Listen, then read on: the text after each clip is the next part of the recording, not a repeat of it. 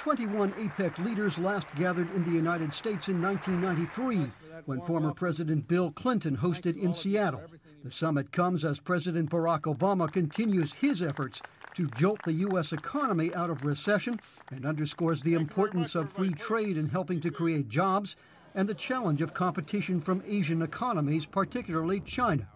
Ernest Bauer with the Center for Strategic and International Studies says Mr. Obama will also be sending a message to Americans back home. He's got to make the case that if we are going to move out of our economic slowdown or recession, whatever it is, that Asia is part of the answer. And being back on a forward foot on trade is going to be absolutely key to that. APEC has tried for more than a decade to build a large Asia-Pacific free trade zone, but the United States and 8 other APEC members are expected to announce a framework agreement for a smaller trade group, the Trans-Pacific Partnership.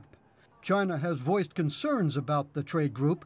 Analyst Michael Green of the Center for Strategic and International Studies. So that even though APEC is not a trade negotiating organization, it's the right framework of countries to move forward with a trans-Pacific trade architecture at a time when many within Asia are saying we should have an East Asian-only trade architecture. Complex economic and security relationships with China, including rivalries over the South China Sea, are a backdrop to Mr. Obama's travels.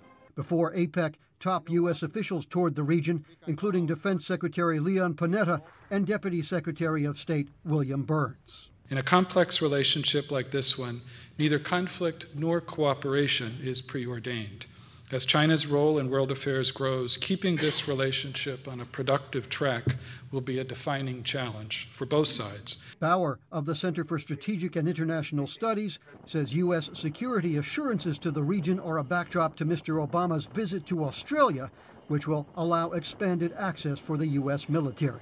The U.S. security presence is very much welcomed to balance what's perceived as some recent Chinese aggression, particularly in the South China Sea, also in the Senkakus and Diaoyus up north. President Obama's trip comes at a crucial time back home as a November 23rd deadline approaches for a congressional committee to agree on $1.2 trillion in government spending cuts. That decision, or failure to reach a compromise, will have far-reaching effects and will be watched closely by the Asia-Pacific leaders Mr. Obama meets with on his trip. Dan Robinson, VOA News, the White House.